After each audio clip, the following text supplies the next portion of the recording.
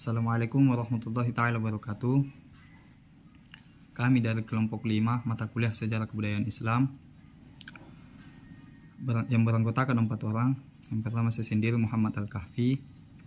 Yang kedua Suci Reskita. Yang ketiga Muhammad Al-Ghaznawi. Dan yang keempat Siti Anisa Basri.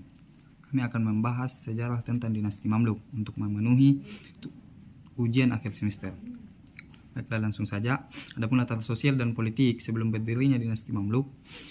Menjelang abad ke-13, wilayah Mesir dan Syam atau Suriah di bawah kekuasaan dinasti Ayyubiyah yang didirikan oleh Salahuddin Al-Ayyubi. Dinasti ini menghadapi tekanan eksternal berupa perang salib dari Eropa dan ancaman invasi Mongol dari timur. Secara internal, kekuasaan Ayyubiyah melemah karena konflik antar keturunan. Kelemahan ini memperbesar peran tentara Mamluk, yakni budak militer berlatih tinggi yang diandalkan untuk pertahanan dan urusan militer. Transisi kekuasaan dari Ayyubiyah ke Mamluk. Setelah wafatnya Sultan Ayyubiyah terakhir di Mesir, Turanshah, yang tidak disukai oleh para Mamluk, pada tahun 1250 Masehi, para Mamluk melakukan kudeta dan membunuh Turanshah.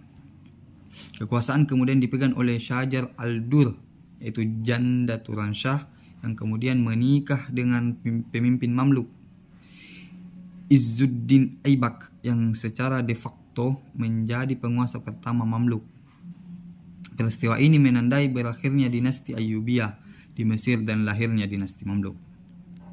Untuk memperoleh legitimasi politik dan keagamaan, Mamluk menggunakan dua pendekatan. Yang pertama, menghidupkan kembali kekhalifahan Abbasiyah di Kairo setelah kehancuran Baghdad oleh Mongol pada tahun 1258. Ini memberi mereka simbol kekuasaan keagamaan. Dan yang kedua yaitu menampilkan diri sebagai pembela Islam, terutama setelah kemenangan spektakuler atas Mongol di Ain Jalut pada tahun 1260 oleh Sultan Qutuz dan Baybars. Dengan demikian, walaupun Mamluk bukan keturunan bangsawan atau dinasti, mereka berhasil membangun otoritas politik dan religius yang diakui luas oleh masyarakat. Dinasti Mamluk terbagi dua periode besar. Yang pertama, Mamluk Bahr. Ini terjadi pada tahun 1250 sampai 1382. Mayoritas Mamluk berasal dari Turk dan bermarkas di Pulau Roda di Sungai Nil. Yang kedua, Mamluk Burjih. Ia dimulai dari tahun 1382 sampai 1517, didominasi oleh Mamluk asal Kaukasus atau Circassian yang bermarkas di Menara Burj, yaitu benteng Kairo. Struktur pemerintahan bersifat militeristik dan oligarkis, dipimpin oleh sultan yang didukung oleh elit militer. Sistem ini tidak berdasarkan warisan keturunan, melainkan kekuatan militer dan loyalitas. Makna sejarah berdirinya dinasti Mamluk. Dinasti Mamluk memiliki arti penting dalam sejarah Islam. Yang pertama, pertahanan dunia Islam dari ancaman Mongol dan Salibis. Yang kedua, pusat intelektual dan keagamaan, berpindah ke Kairo setelah jatuhnya Baghdad. Yang ketiga, menunjukkan bahwa kekuasaan bisa bertahan bukan karena keturunan, tapi karena kompetensi militer dan legitimasi ideologis. Dan yang terakhir, mereka juga menjaga dan membiayai tempat-tempat suci Islam, termasuk Makkah dan Madinah.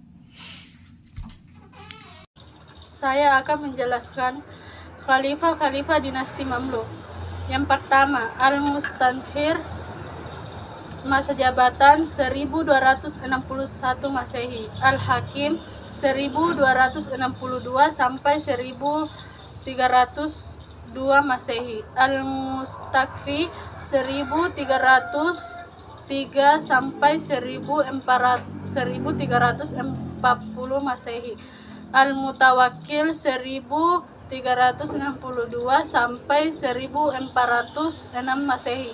Al-Mu'tadid 1414 sampai 1441 Masehi. Al-Mustamsik 1497 sampai 1508 Masehi. Al-Mutawakkil 1508 sampai 1561 Masehi. Assalamualaikum warahmatullahi wabarakatuh. Selanjutnya C. Masa kemajuan dinasti Mamluk. Bagian 1. Stabilitas politik dan kemenangan militer. Salah satu pencapaian terbesar dinasti Mamluk terjadi pada masa pemerintahan Sultan Qutuz dan juga Sultan Baybars, terutama setelah kemenangan spektakuler mereka dalam pertempuran Ain Jalut pada tahun 1260 Masehi melawan bangsa Mongol. Sultan Baybars pada tahun 1260 sampai 1277 Masehi adalah tokoh kunci dalam memperkuat kekuasaan Mamluk. Ia melakukan reformasi militer dan juga memperluas pengaruh politik ke Syam dan juga Hijaz. Selanjutnya bagian 2, perkembangan ekonomi dan juga perkembangan perdagangan. Mesir pada masa Mamluk menjadi pusat perdagangan internasional yang sangat penting. Letaknya yang strategis antara Eropa, Afrika, dan juga Asia menjadikan Kairo sebagai simpul jalur perdagangan rempah-rempah, emas, dan juga sutra. Para sultan Mamluk memfasilitasi perdagangan dengan membangun pasar, kafilah dagang, serta sistem cukai yang efisien. Selanjutnya kemajuan ilmu pengetahuan dan juga pendidikan. Dinasti Mamluk memberikan perhatian besar terhadap pendidikan Islam.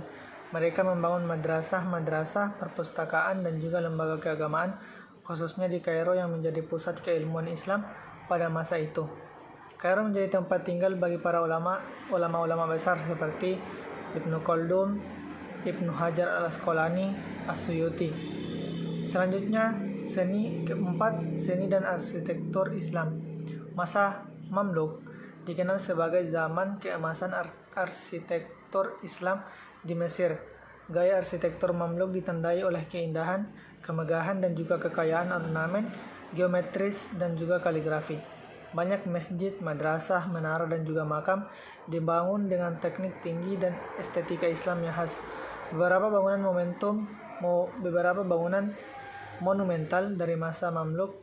Yang pertama itu Masjid Sultan Hasan, kompleks Kolawun yang terdiri dari beberapa rumah sakit, madrasah, dan juga makam.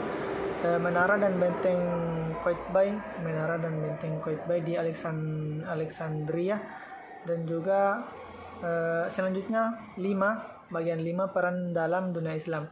Dinasti Mamluk memainkan peran penting sebagai pelindung kota-kota suci Islam, terutama setelah wilayah Hijaz masuk ke bawah pengaruh mereka. Para sultan Mamluk memiliki wewenang untuk mengangkat Amir al-Hajj, yaitu pemimpin rombongan haji, serta memperbaiki jalur haji antara Mesir dan juga Mekah. Mereka juga melindungi para ulama dan juga penuntut ilmu, serta menjaga persatuan umat Islam dari pengaruh luar seperti Mongol dan juga ekspansi Kristen dari Eropa. Baik, di sini saya akan menjelaskan tentang dinasti Mamluk. Dinasti Mamluk mulai mengalami kemunduran pada abad ke-14 karena faktor internal dan eksternal. Di dalam negeri terjadi ketidakstabilan politik akibat perebutan kekuasaan di kalangan elit militer yang menyebabkan pemerintahan menjadi lemah. Perekonomian menurun karena jalur dagang laut baru oleh bangsa Eropa, ditambah wabah Black Death yang melemahkan populasi dan militer. Secara militer, Mamluk tertinggal karena masih mengalami kavalir tradisional, sementara lawan seperti Utsmaniyah telah memakai senjata api. Akhirnya pada 1517, dinasti Mamluk runtuh setelah dikalahkan oleh Sultan Salim dari Kesultanan Utsmaniyah. Wilayahnya pun menjadi bagian dari kekhalifahan Turki. Meski runtuh, peran Mamluk dalam pemerintahan Islam tetap dikenang. Terima kasih.